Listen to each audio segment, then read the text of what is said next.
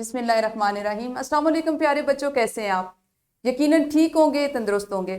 प्यारे बच्चों, जैसा कि आप जानते हैं हम पढ़ रहे हैं अपनी उर्दू जमात पंजम, यानी उर्दू की पांचवी किताब, पांचवी जमात के लिए बनाई गई उर्दू की किताब।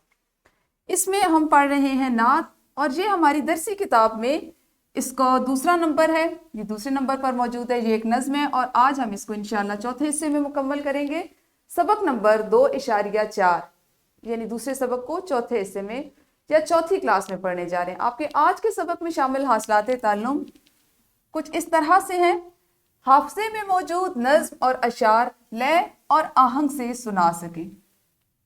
प्यारे बच्चों, आपको अच्छे से अंदाज़ा हो चुका है, हमने एक सबक पहले इसी तरह से मुकम्मल किया कि कुछ हासिलाते ताल्लुम ऐसे होते हैं जिनको हम एक से ज़्यादा दिनों में पढ़ते हैं, या उन पे जो सरगर्मियाँ होती हैं वो हम एक से ज़्यादा दिनों पे करते हैं।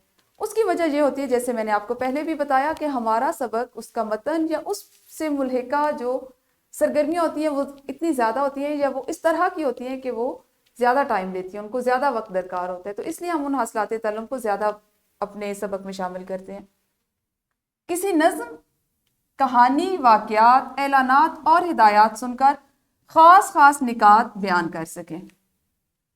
हमारे सबक का इस्लामी नुक्ता नज़र कुछ इस तरह से है। नबी करीम सल्लल्लाहु अलैहि वसल्लम ने एक आदमी को कबूतर का पीछा करते हुए देखा तो फरमाया, शैतान और यतबा शैताना, शैतान है जो शैतान का पीछा कर रहा है। यानी ये आप देखें कि अबू दाऊद और इब्ने माजा से रिवायत ली गई है, हदीस ली गई कि वक्त का ज़िया और वक्त ज़ाया करने के असबाब, वक्त का ज़िया खा वो किसी भी तरह से हो, उसके पीछे कोई भी मकसद हो, कोई भी वजह हो, और उसके असबाब क्या हैं, इन दोनों को इसलिए शैतान कहा गया है क्योंकि आदमी अल्लाह ताला से गाफिल हो जाता है, उसको ना नमाज की खबर होती है और ना दीन और इखलाक की। यानी वो जब इस तरह के कामों में जो बेमकसद होते हैं, जिनका कोई मकसद नहीं होता, जिनसे कुछ हासिल वसूल नहीं होता, उनके पीछे पड़ता है, तो वो अल्लाह ताला से, अल्लाह ताला की याद से, अपने फ़र्ज इबादत से गाफिल हो जाता है, और वो ऐसे फजूल और बेकार कामों में अपना वक्त ज़ाया कर देते हैं। तो आपके लिए इसमें तालिब इल्म की हैसियत से बहुत ज़्यादा सबक रखा गया है। आपके लिए सोचने का मकाम है कि ऐसे तमाम काम जो आपके वक्त के ज़िया का बायस बने, उनसे गुरेज करें, अपने वक्त की कदर करें, क्योंकि आपको पता है कि वक्त की मिसाल मुट्ठी में बंद रेत की तरह दी जाती है, कि जैसे जैसे उस आपकी मुट्ठी बंद होती है, लेकिन वो रेत आहिस्ता आहिस्ता आहिस्ता आहिस्ता निकलती रहती है, गिरती रहती है, और कुछ वक्त के बाद आप जब अपना हाथ, अपनी हथेली, मुट्ठी खोलते हैं तो वो खाली होती है। वक्त की मिसाल ऐसे ही, जिसे आप दुनियावी कामों में मज़ा हासिल करने के लिए, खुशी के लिए कर लेते हैं, ज़ाया कर देते हैं, लेकिन जिस वक्त ये वक्त गुजर जाता है, मौत का वक्त आ जाता है, तो हमारे हाथ रेत की मानद, रेत सिरक चुकी होती है और हमारे हाथ खाली होते हैं। प्यारे बच्चों, हम करेंगे दोहराई, और दोहराई में मैंने आपको कल चंद ऐसे निकात बताए थे कि जो हमें किसी भी ऐलान को, किसी हिदायत को, किसी कहानी, किसी वाक़े को समझने के लिए जहन में रखने चाहिए। दोबारा से आज मैं आपके लिए, आपकी आसानी के लिए दोहरा देती हूँ कि ख़ास ख़ास निकात बयान करने के लिए हमें पूरे ध्यान से गुफ्तगू को सुनना चाहिए। अपने जहन में किसी बात को महफूज करने के लिए, दूसरों तक पहुँचाने के लिए और बयान करने के लिए ज़रूरी है कि हम उसके ख़ास निकात, जो गुफ्तगू हो रही है, उसको पूरे ध्यान से सुने। और कहानियाँ दरअसल इखलाकी तरबियत के लिए सुनाई जाती हैं। आपने अमूमन अपने वालिदैन से, अपने दादा दादी, नाना नानी से कहानियाँ सुनी होंगी, और जिनसे कोई ना कोई मकसद, इखलाकी तरबियत हो रही होती है। आपको पता चल रहा होता है कि उस कहानी का मकसद क्या था। हमें कोशिश करनी चाहिए कि इस पैगाम को समझ लें। यानी अगर वाज़े तौर पे भी किसी कहानी का कोई मकसद आपको समझ नहीं आ रहा, उसके अल्फाज ऐसे हैं, उसकी बनावट ऐसी है, तो आप गौर करें कि उसमें क्या मकसद, कौन सा इखलाकी सबक दिया गया। और इसी तरह मसाजिद में होने वाले ऐलानात पर तवज्जो देनी चाहिए, ताकि हमें हकीकत का पता चले। कल भी हमने इस को सीखा था कि आप, चूंकि आपका हासिल ताल्लुम भी यही है कि ऐलानात और हिदायत, नज़म या कहानी सुनकर उसके अहम निकात को बयान कर सकें, तो आपको पता होना चाहिए कि अहम निकात बयान करने के लिए किस किस नहज पर इंसान को सोचना चाहिए। पढ़ने से पहले आपके लिए एक नात है। कोई सलीका है आरज़ू का, न बंदगी मेरी बंदगी है, ये सब तुम्हारा करम है आका, के बाद अब तक बनी हुई है। आपने इस नात को पढ़ना है और इसके हर शेर में मौजूद एक अहम नुक्ता बयान करना है। آپ اس کو عملاً اس طرح سے بھی کر سکتے ہیں کہ آپ کی معلمہ آپ کی رہنمائی کرتی ہیں، ہر بچہ ایک شعر پڑھے لے سے، آہنگ سے اور ترنم سے، اور اس شعر میں موجود جو بھی ایک اہم پیغام، ایک اہم نقطہ جو آپ کو سمجھ آیا، غور سے پڑھنے کے بعد وہ اپنی معلمہ کو بتائیں۔ تو شاباش، ویڈیو کو روکیے اور پہلے اس سرگرمی کو کیجیے۔ جی، تو یقیناً آپ لوگوں نے یہ سرگرمی کر لی ہوگی۔ اب ہم پڑھیں گے اپنے سبق کا وہ حصہ، نعت کا وہ حصہ جو کل ہم نے نہیں پڑھا تھا، اس کی ہم بلند خوانی کریں گے۔ اس سے قبل ہم پہلے اس کے پڑھیں گے خاص الفاظ جو آج کے متن میں شامل ہیں۔ اس میں ہے کندن، کرنوں یعنی زمانوں، بیڑا، جہل اور موج بلا۔ یہ وہ الفاظ ہیں جو آپ کی کتاب میں تو خاص الفاظ کی ذیل میں دیے گئے، لیکن کل ہم نے اس لیے نہیں شامل کیے تھے کہ یہ ہمارے آج کے متن سے متعلق ہے۔ نعت کا وہ حصہ جو آپ آج مکمل کریں گے وہ ہے، میں پہلے آپ کے لیے اس کو ایک دفعہ پڑھتی ہوں، پھر آپ اس کو پڑھیں گے اور سمجھیں گے۔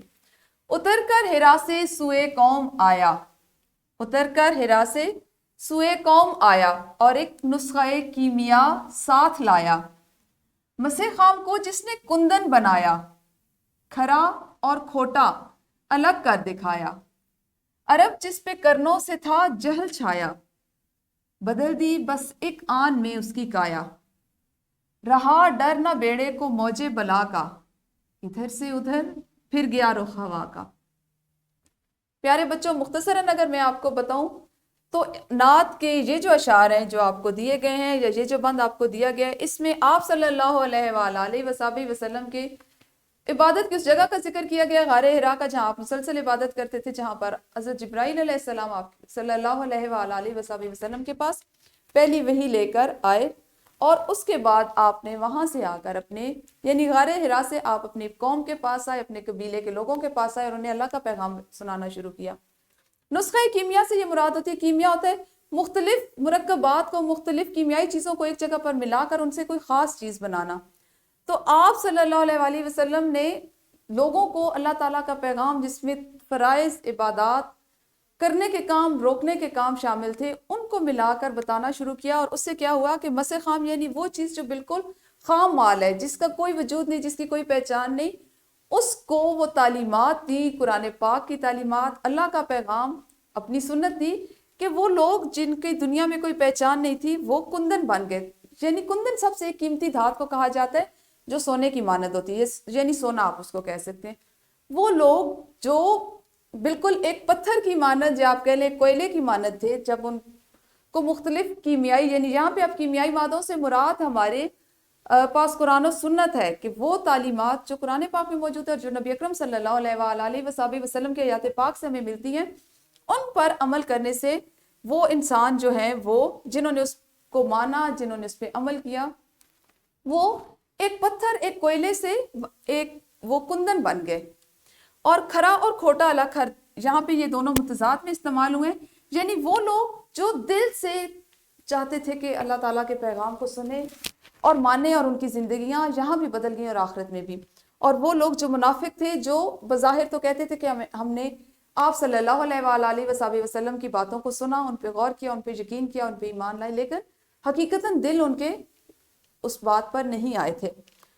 عرب، یہاں پہ عرب کی مثال اس لیے دی گئی ہے کہ جس پہ کئی زمانوں سے جہالت چھا چکی تھی۔ آپ کو اندازہ ہے کہ جس وقت آپ صلی اللہ علیہ وآلہ وسلم کی اس دنیا میں آمد ہوئی تو عرب کس قدر برائیوں میں، معاشرتی برائیوں میں گھر چکے تھے۔ اس لیے وہاں پہ جہاں پہ آپ صلی اللہ علیہ وسلم کا نزول ہوا، اس زمانے کا ذکر کیا گیا ہے کہ آپ صلی اللہ علیہ وآلہ وسلم نے اللہ کا پیغام آتے ہی، آپ پہ قرآن پاک کا نزول ہوتے ہی دنیا کی کایا پلٹ دی، اس کی حالت، ظاہری حالت بدل دی، لوگوں کے رہن سہن کے طریقے بدل دیے، ان کو ایمان کی دولت سے، ایمان کے نور سے منور فرما دیا۔ اب کسی کو کسی طرح کی پریشانی یا اس دنیا اور اگلی دنیا میں کسی مشکل اور پریشانی کا سامنا نہ تھا۔ وہ لوگ جو ایمان لائے، وہ لوگ جنہوں نے ایمان کی طاقت کو اپنایا، وہ اس جہان میں بھی سرخرو ہوئے، اور اگلے جہان میں، آخرت کے بعد والی زندگی جس میں ہم نے ہمیشہ رہنا ہے، اس میں بھی سرخرو رہے۔ اب وہ چیزیں، جو وہ برائیاں جو صدیوں سے، یعنی قرنوں سے، یعنی زمانوں سے چھائی ہوئی تھی، پھیلی ہوئی تھی، وہ بھی ختم ہو گئی۔ یہ اس نعت کا آج پڑھائے جانے والے اشعار کا مفہوم ہے۔ اب آپ نے کیا کرنا ہے کہ ایک آپ نے انفرادی سرگرمی کرنی ہے، जो ये है कि नात के जो अशार हमने अभी पढ़े हैं उनमें से हमारे प्यारे नबी सल्लल्लाहु अलैहि वसल्लम की जो खूबियां बयान की गई हैं उनको ढूंढ कर लिखना है और बताना है। दूसरी इनफरादी सरगर्मी आपने ये करनी है, गो कि हम अभी सबक के आगाज में भी उसको कर चुके हैं, आपने जो नात आपकी किताब में मौजूद नहीं थी उसकी बुलंद खानी की, उसके अहम निकात बयान किए। मजीद अभी आपने ये करना है कि हमने जितने अशार आज पढ़े हैं फर्दन फर्दन कम अज कम एक एक शेर को लय और आहंग से जरूर पढ़ना है। वीडियो को रोकिए और जल्दी से इन सरगर्मियों को कीजिए। जी, तो यकीनन आप लोगों ने ये इनफरादी सरगर्मी भी मुकम्मल कर ली होगी। अब हम करेंगे एक ग्रोही सरगर्मी, यानी आपने ग्रोह की सूरत में इसको मुकम्मल करना है। तलबा 4-4 के ग्रोह में मिलकर अपने अपने चार्ट पर रोज़ा रसूल सल्लल्लाहु अलैहि वसल्लम की तस्वीर बनाएं। 4 तलबा मिलेंगे, 4 का ग्रोह बनाएंगे, एक एक चार्ट पेपर ले लें, अगर आपके पास कंप्यूटर शीट है तो वो ले लीजिए, और उस पर रोज़ा रसूल सल्लल्लाहु अलैहि वसल्लम की तस्वीर बनाएं और गुंबद खजरा में सब्ज रंग भरें। ये ग्रोही सरगर्मी है जिसको आपने ग्रोह की सूरत में वीडियो को रोककर अभी जमात में करना है। यकीनन आप लोगों ने इस ग्रोही सरगर्मी को सर अंजाम दे लिया होगा, और वो बच्चे जिनकी ड्राइंग खाका कशी बहुत अच्छी उन्होंने किया होगा, और रंग भरना तो मुझे पता है आप सबका शौक है, आप लोगों ने इसको कर लिया होगा। अब आप करेंगे मश्क, और मश्क में आपका सवाल नंबर 1 नात की बुलंद खानी करें और दर्ज झैल सवालात के जवाबात ज़बानी दें। इसमें वो सवालात शामिल हैं जो हमारे आज के मतन से मुतल्लिका थे। उसमें सवाल नंबर 2 है, आप सल्लल्लाहु अलैहि वसल्लम ने किस चीज़ को कुंदन बना दिया। अभी इसका मफहूम समझते हुए आपको मैंने इसकी वजाहत की। सवाल नंबर 3, बेड़े को किस चीज़ का डर ना रहा। और सवाल नंबर 4, इस नज़्म में इसमें मारफा कौन कौन से हैं। ये आपने अभी अपनी जमात में करना है। और मश्क की झैल में ही आपका सवाल नंबर 2, जिसका एक हिस्सा या वो हिस्सा जो हमारे कल के सबक से मुताल्लिक था उसको हमने कल किया और बाकी हिस्सा हम आज करेंगे। इसमें आपका चौथा और 5वां जुज़ रहते थे। कल हमने 3 अज्जा को किया था, 3 हिस्सों को किया था, इनको आप अभी जमात में करेंगे। उसके बाद अजीज तलबा आपके लिए हमेशा की तरह एक वर्कशीट बनाई जाती है। इस वर्कशीट का मकसद ये होता है कि जो हासिलाते तल्लुम आपको किताब में सिखाए जा रहे हैं आप उनकी मश्क कर रहे हैं, मजीद उन पे सीखें और किताब से हट कर भी उनकी मश्क करें। वर्कशीट आपके पास है जिसमें आपके पास सवाल है, मिसरों का मतलब लिखना है आपने, और नात के सिर्फ आखिरी शेर की आपने वजाहत करनी है। सादा अल्फाज में आपने उसका मफहूम लिखना है। और घर के काम में आपके पास जो चीज़ शामिल है वो है सवाल नंबर 3, दिए गए सवालात के जवाबात खुशखत लिख कर लाने हैं। ठीक है, ये था हमारा आज का वो काम जिसको हमने मुकम्मल किया।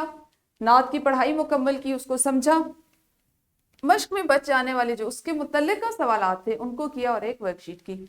इंशाल्लाह कल अपने अगले सबक के साथ सवाल नंबर 4 भी इसमें शामिल है जिसको आपने घर से करके लाना है। ठीक है, कल अपने इसी सबक के अगले हिस्से के साथ, अभी क्योंकि हम आपको अंदाजा है हमारी नात मुकम्मल नहीं हुई, अभी हमने सिर्फ ज़बान शनासी और इसकी पढ़ाई की है, उसको करेंगे।